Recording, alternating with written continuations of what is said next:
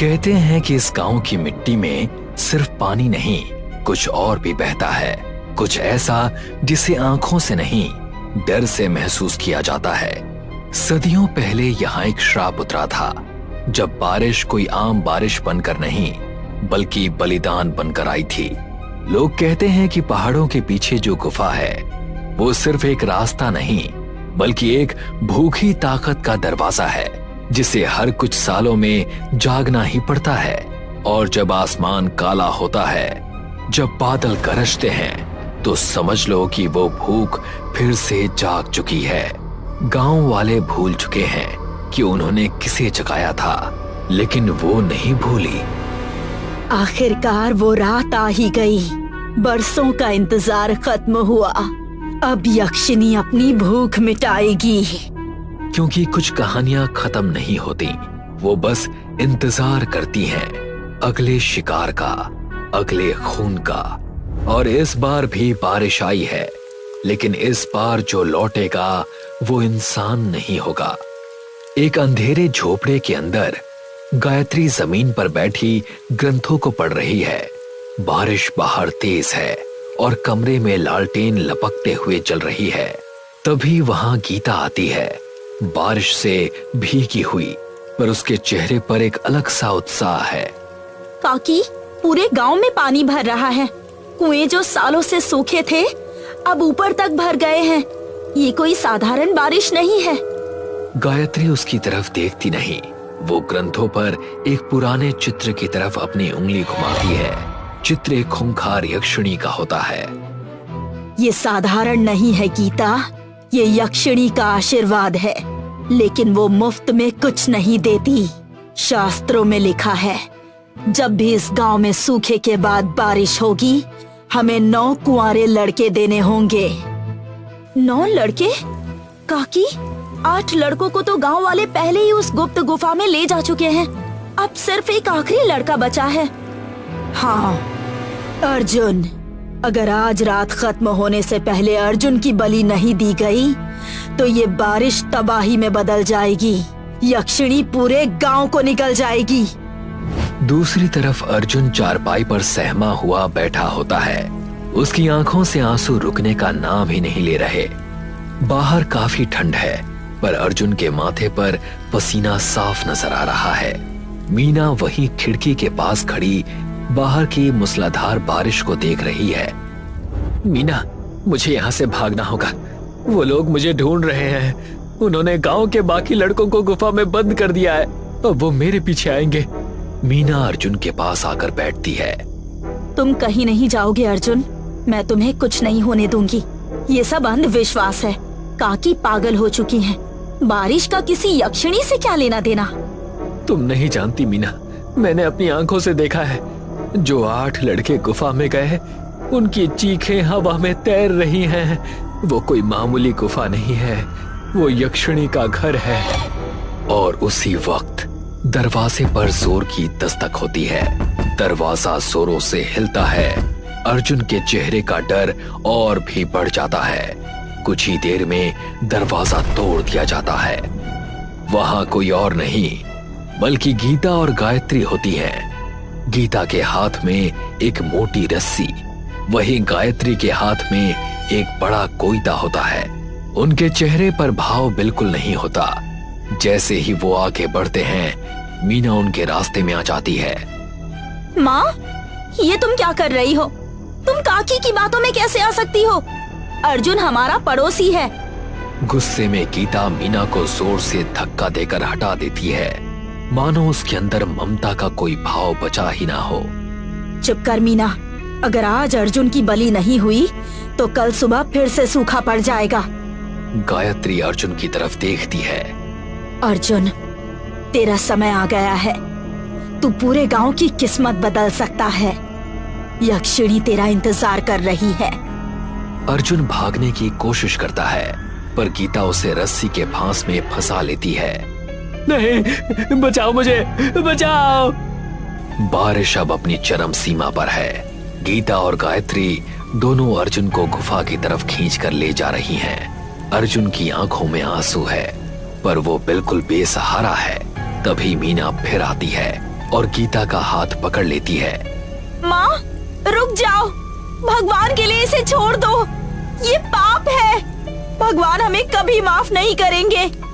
ये पाप नहीं, ये धर्म है। इस गांव को बचाने का यही एक रास्ता है।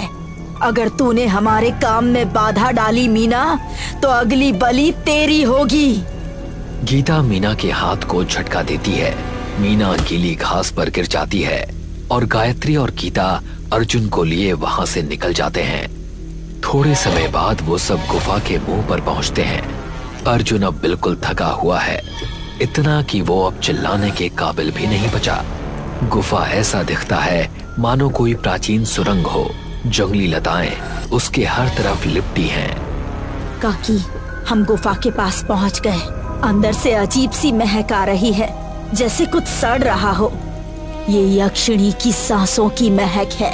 अंदर चलो, रात आधी बीत चुकी है, हमारे पास समय बहुत कम है। दोनों अर्जुन को खींचकर गुफा में ले जाते हैं। बादल जोरों से गरजते हैं, मानो यक्षिणी अपने आखिरी बलिदान को पुकार रही है। गायत्री एक मशाल पकड़े हुए गुफा के संकरे रास्ते पर चल रही होती है। गीता भी अर्जुन को लिए उसके पीछे होती है। गुफा की हर एक दीवार मानो एक कहानी कह रही हो, यक्षिणी और उसके शिकारों की। गीता को अब थोड़ा डर लग रहा होता है। काकी, यहाँ बहुत ठंड है। बाकी 8 लड़के कहाँ हैं? मुझे कोई दिखाई नहीं दे रहा। वो सब आगे हैं, वो यक्षिणी के चरणों में विश्राम कर रहे हैं। अर्जुन को आगे बढ़ाओ। अर्जुन दीवारों पर बनी नक्काशियों को देखकर डर से कांपने लगता है। थोड़े समय बाद गायत्री और गीता अर्जुन को लिए बलि देने वाले स्थान पर पहुंचते हैं। वहां की दशा भयानक होती है। वहां 8 लड़कों के कंकाल का घेरा बना है। ये वही लड़के हैं जिनकी बलि दी जा चुकी है। आखिर में अर्जुन डर से चीखता है, नहीं, उन्होंने उन सबको मार दिया। काकी, मुझे मत मारो, मैं जीना चाहता हूँ। गीता अर्जुन को एक पत्थर के पीठ पर लिटाती है। गायत्री अपना कोयता निकालती है और मंत्र जाप शुरू कर देती है। तभी वहां मीना फिर आती है, अपने हाथ में एक बड़ा पत्थर लिए हुए। पर मीना कुछ कर पाती इससे पहले ही गायत्री उसे दूर ढकेल देती है। मीना का प्रयास असफल रहता है। उसके नाक से खून आ रहा होता है। तभी गायत्री अपना कोयता उठाती है, अर्जुन का सिर धड़ से अलग करने के लिए। यक्षिणी देवी, ये 9वां कुंवारा लड़का तुम्हारे लिए, स्वीकार करो और हमारे गांव को हमेशा के लिए हरा भरा कर दो। उसी समय गायत्री की पोटली के कुछ ग्रंथ गिर जाते हैं। मीना उन ग्रंथों को देख लेती है और उसे कुछ भयानक दिखाई देता है। रुको काकी, शास्त्रों को ध्यान से पढ़ो। वहाँ क्या लिखा है? यक्षिणी को 9 कुंवारे लड़के नहीं चाहिए। गायत्री के हाथ अर्जुन की गर्दन से 1 इंच दूर रुक जाते हैं। वो मीना की तरफ गुस्से में देखती है। तू क्या बकवास कर रही है? मैं बचपन से इस ग्रंथ को पढ़ रही हूँ। तुमने आखिरी पन्ना कभी पूरा नहीं पढ़ा काकी। यक्षिणी सूखे का कारण नहीं है, यक्षिणी पानी का रूप है और उसे बलि पुरुषों की नहीं, उसे बलि उन लोगों की चाहिए जो दूसरों का खून बहाते हैं। ये बारिश कोई आशीर्वाद नहीं, ये उसका जाल है। अचानक गुफा के अंदर रिसने वाला बारिश का पानी खून में बदल जाता है। जमीन हिलती है। गायत्री अपने हाथों को देखकर चौंक जाती है।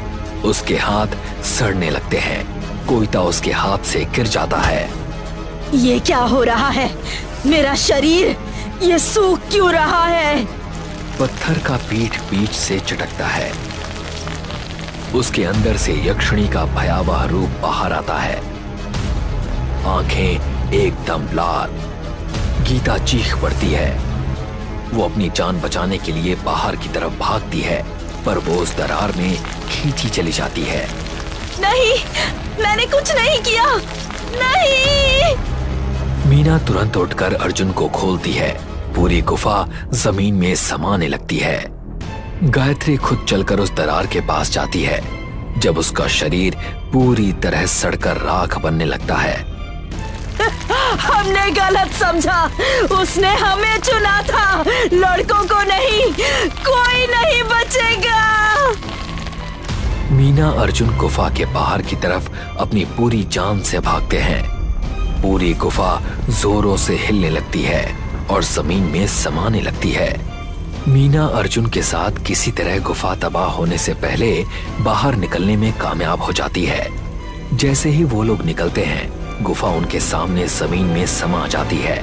देखते ही देखते बारिश रुक जाती है। मीना और अर्जुन एक दूसरे की ओर डर में देखते हैं। ग्रंथों के हिसाब से तो यक्षिणी को बलिदान देने के बाद इस गांव में कभी सूखा नहीं होना चाहिए था, तो फिर ये बारिश क्यों रुक गई? मुझे लगता है कि खतरा अभी भी टला नहीं है। मीना, हमें यहाँ से जल्दी भागना चाहिए।